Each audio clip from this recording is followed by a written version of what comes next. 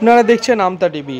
হাওড়া জেলার যৌথ মঞ্চের সদস্য চিত্তক প্রামাণিক হাওড়ার বাগনানে তার বন্ধুদের সহ একটি বিষধর সাপ উদ্ধার করলো। সেই এক্সক্লুসিভ ফুটেজ দেখছেন আমতা টিভির পর্দায়। আপনারা দেখতে পাচ্ছেন যে আমরা এখন আছি বাগনান 2 ব্লকের রবিভাগ পশ্চিম পাড়ায়। তো এখানে রাজু ধারার এই মুগরির ভেতরে দুটি কেউটে সাপ বা মনোক্লেট কোবরা ধরা পড়ে। তো এখান থেকে কুন্তল ধারা ও আমাদের রঞ্জিত দা, বিশিষ্ট সমাজসেবী রঞ্জিত দা আমাদের সাথে যোগাযোগ করে যে দুটি কেউটে সাপ পড়েছে, এদের উদ্ধার করতে হবে। তো তৎক্ষণাৎ আমি, সুমন্ত দাস, রঘুনাথ মান্না, সুপ্রকাশ যাদব আমরা এসেছি। এবং সব থেকে বড় বিষয় হচ্ছে যেখানে আমরা রেস্কিউ করছিলাম তার পেছনেই প্রাইমারি স্কুল। তো আমরা সাপ দুটি কেয়ারফুলির সাথে রেস্কিউ করেছি এবং এদেরকে আবার লোকালয়ের বাইরে জঙ্গলে ছেড়ে দেব আমরা। তো প্রথমেই বলি যে আমাদের এলাকায় যে সমস্ত সাপ থাকে সব সাপ কিন্তু বিষধর নয়, মাত্র 4 থেকে 5টি প্রজাতির সাপ বিষধর। তার মধ্যে কেউটে, গোখরো, চন্দ্রগোড়া, কালাজ এবং শাঁখামুটি, এছাড়া অন্য কোনো সাপ কিন্তু তাদের বিষ নেই।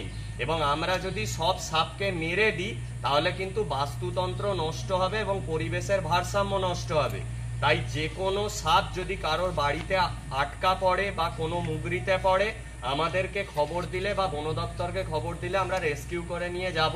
এবং আমরা কিন্তু সাপুড়ে নয়, আমরা যে যার কাজ করি, এর বাইরে আমরা বন্যপ্রাণ এবং পরিবেশ সংরক্ষণের সাথে যুক্ত।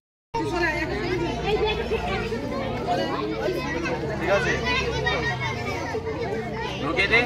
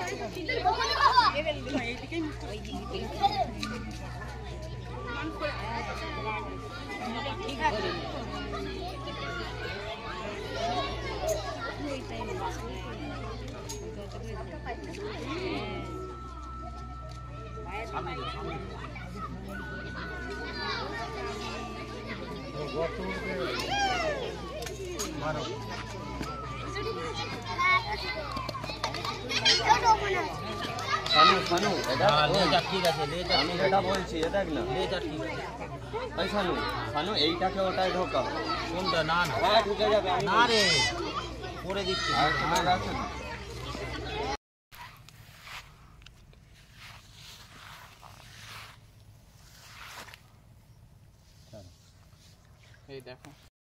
না এসো এসো এসো, যাও।